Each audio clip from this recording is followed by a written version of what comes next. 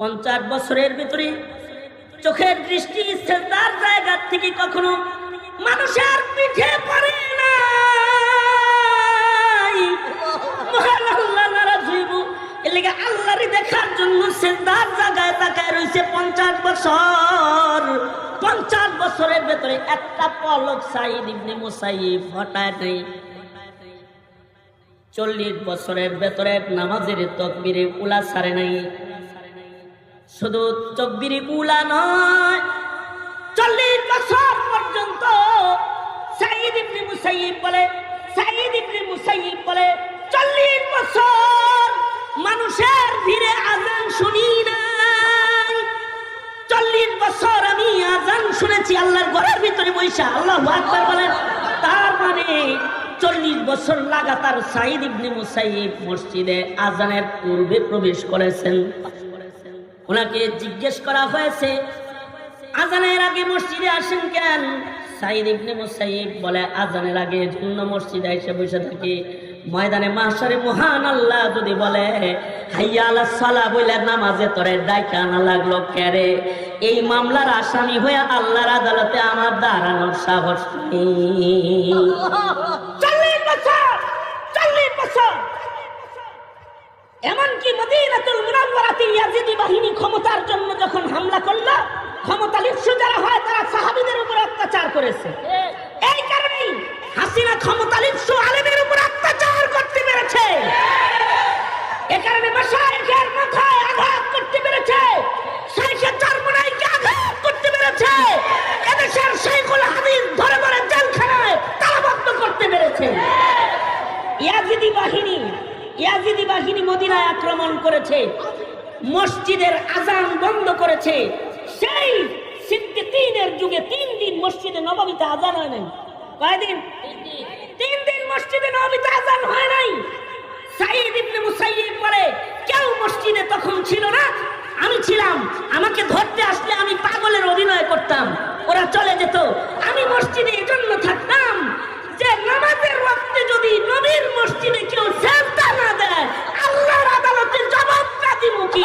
এ কারণে আমি এই 3 দিন মসজিদে থাকতাম, আর আমি একা একা মসজিদের সিজদার হক আদায় করতাম। এর চেয়ে আশ্চর্য কথা হলো, এর চেয়ে আজব কথা হলো,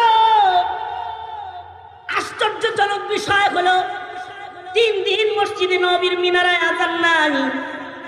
সাঈদ ইবনে মুসাইয়িব বলে, যখনই নামাজের ওয়াক্ত পাইতো তখন আমার কানে একটা আযানের আওয়াজ আইতো।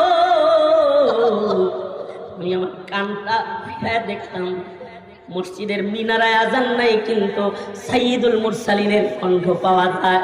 তার মানে আমার রাসূল কবর থেকে আযান দিতেছে।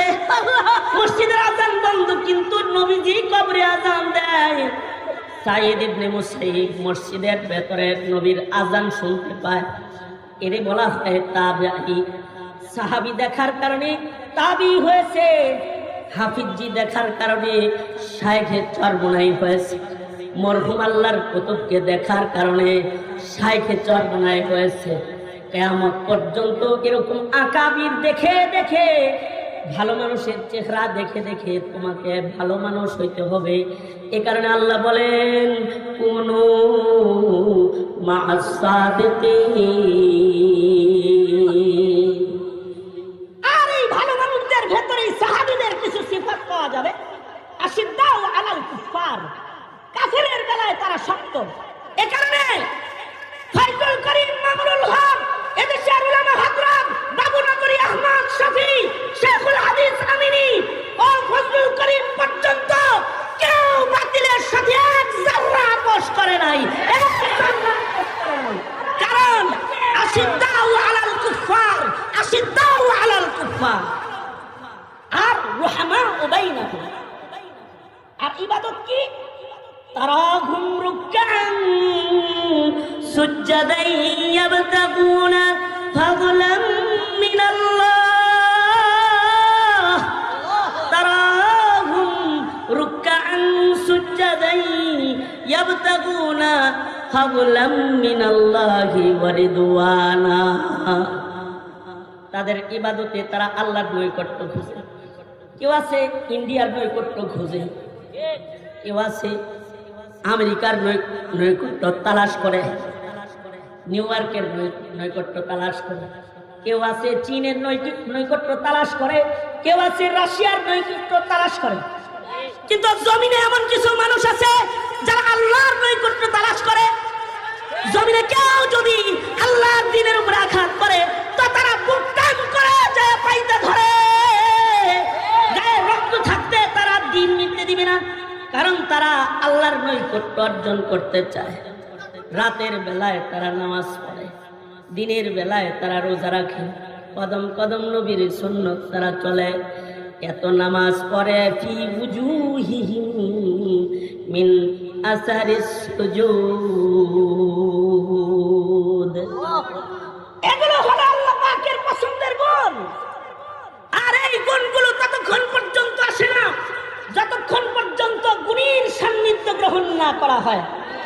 চোরদের কাছে ঘুইরো চোর হয়ে যাবা, শাহবাগীদের পিছে পিছে ঘুইরো শাহবাগী হয়ে যাবা, নাস্তিক ব্লগারদের পিছে পিছে ঘুইরো শাহবাগী নাস্তিক মুর্তাদের খাতায় নাম চলে যাবে, আর উম্মতের মাশায়েখদের পিছে ঘুইরো ওলি হয়ে কবরে চলে যাবে, ওলি হয়ে কবরে চলে যাবে। এই বুঝ নিজের যেমন হাসিল করা দরকার, উম্মতকেও এই বুঝ দান করা দরকার।